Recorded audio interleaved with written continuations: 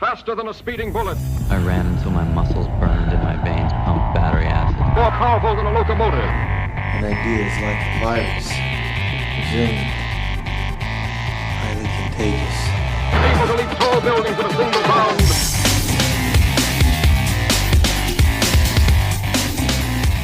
All right, ladies and gentlemen, welcome to the Better Humanology Podcast. Jared Moon here, and happy Thanksgiving. This is being published on Thanksgiving, so hopefully you're out there with family having a good time, but still getting after it with a good training session or something like that, something that'll make you better.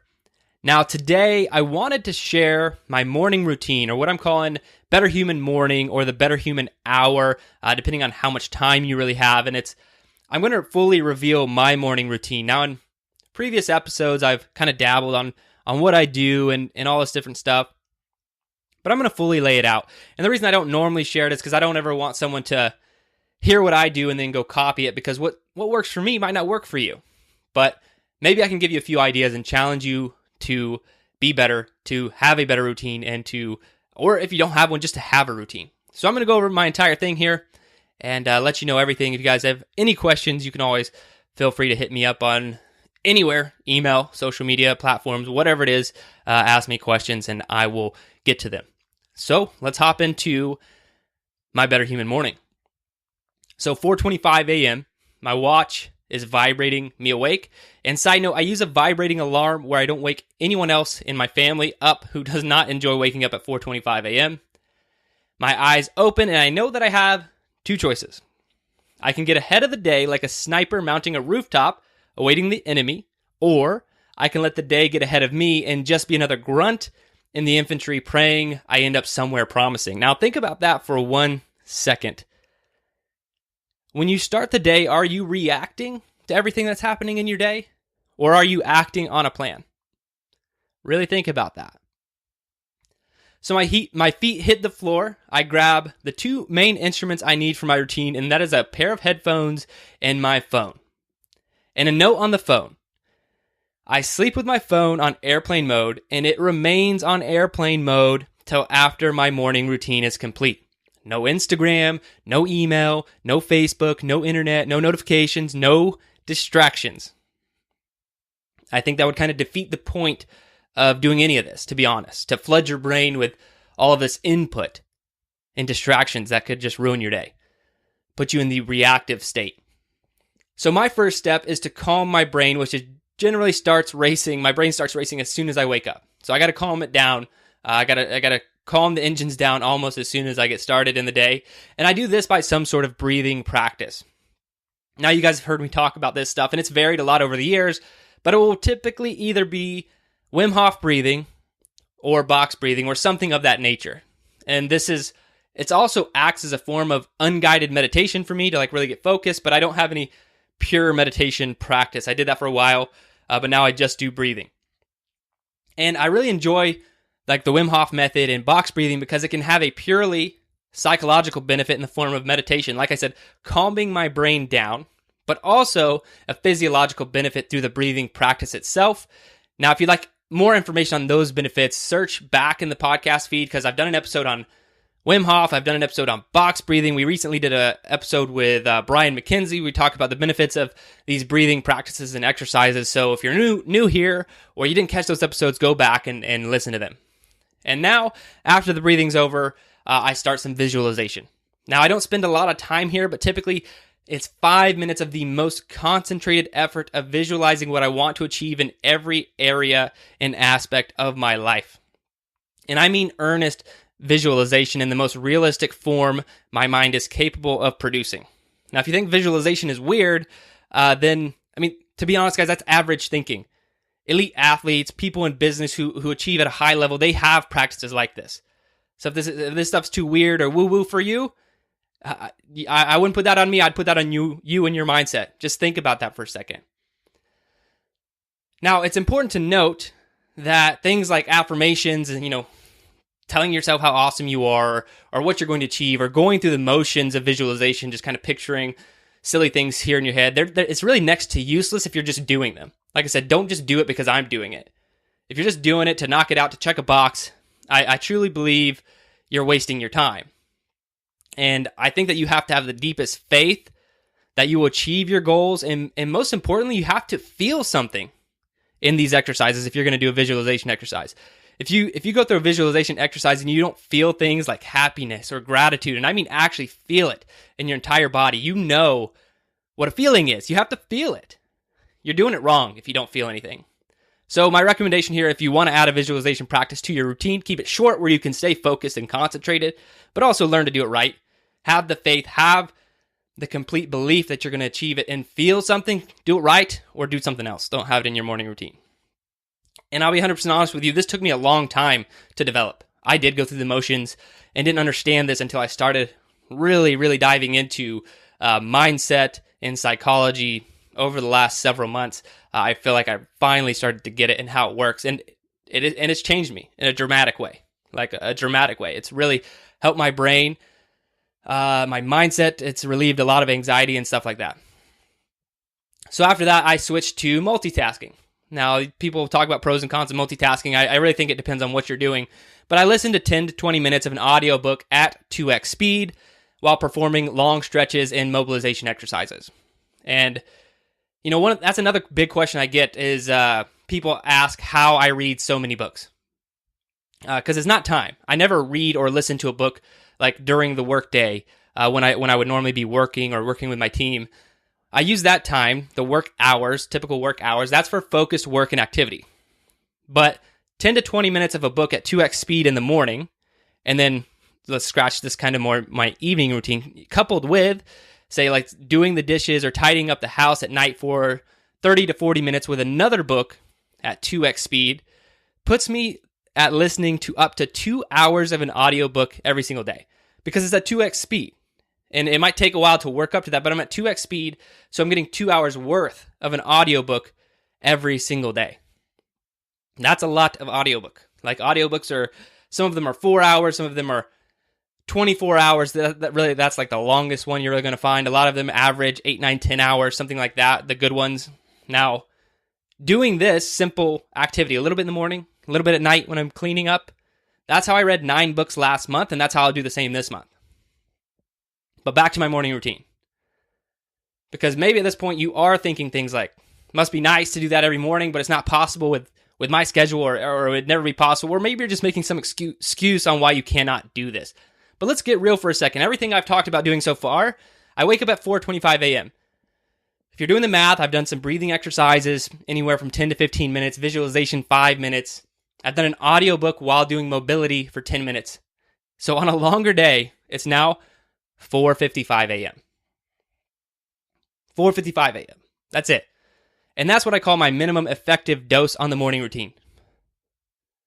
So if I wake up late, a kid wakes up too early, I'm traveling, whatever happens, I should be able to find 25 minutes to get in the minimum. And that's my challenge to you. Set something up that will make you better, move you in the direction you want, and doesn't require a huge time commitment.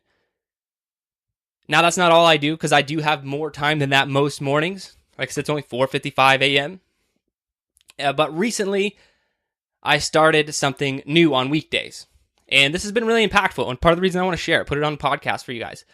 Because you've probably heard the quote that you are the average of the 5 people you spend the most time with. It was originally stated by Jim Rohn. A lot of other people have used it, but Jim Rohn was the first, as far as I understand. Well, I think that some people take that quote too literally. Because if I took that quote literally, 2 out of the 5 people I spend the most time with would be a 5-year-old and a 3-year-old. And while they're awesome people, love them to death, they aren't exactly the best mentors. Now, I think it's really more, you are the average of the 5 people you are influenced by the most, or people you allow to influence you. Now, I do think that if you have a lot of negative people in your life pushing you down, you might want to rethink that.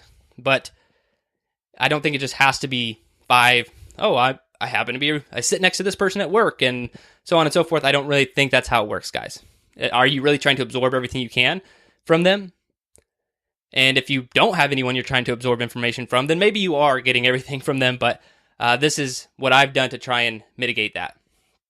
Because today with podcasts, YouTube, books, all that stuff, you can pick 5 mentors, digital mentors very easily. And that's what I've done. And I think that you could do this as well. So after I finish my minimum effective dose in the routine, I now move to what I call mentor mornings. Because over 7 years ago, I had the privilege of having an amazing mentor who was an incredible real estate entrepreneur who challenged me and who set me on the business path that I'm currently on. Truly changed my life. Because what you guys know about what I'm doing is, fitness stuff. I also invest in real estate and I have a lot of other projects behind the scenes, and I juggle a lot because I take myself just as seriously as a coach and programmer as I do as an entrepreneur and, a father, a husband. I'm trying to get better in a lot of different areas. Typically, you guys see one side of it. So I pick my mentors for each area of my life that I want to improve. One for business, one for my faith, one for my family, one for my mindset, one for my health. And the reason I'm telling you this is because I really feel that this simple addition to my routine has paid huge dividends in my mindset alone, thinking bigger. My benchmarks are not my neighbors or old high school friends.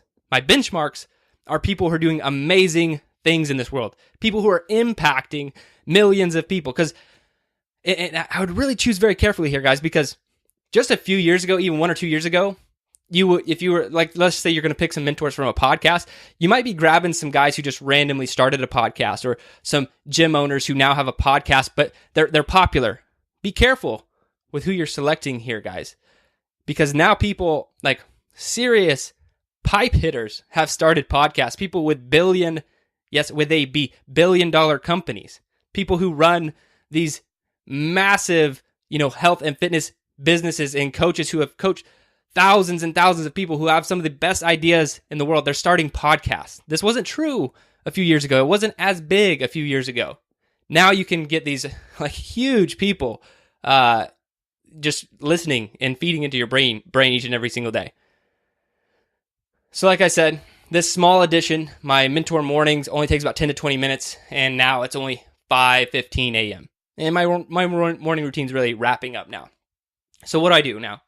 It gets pretty simple. Typically from this point, coffee, time with my kids until I work out because it's still early.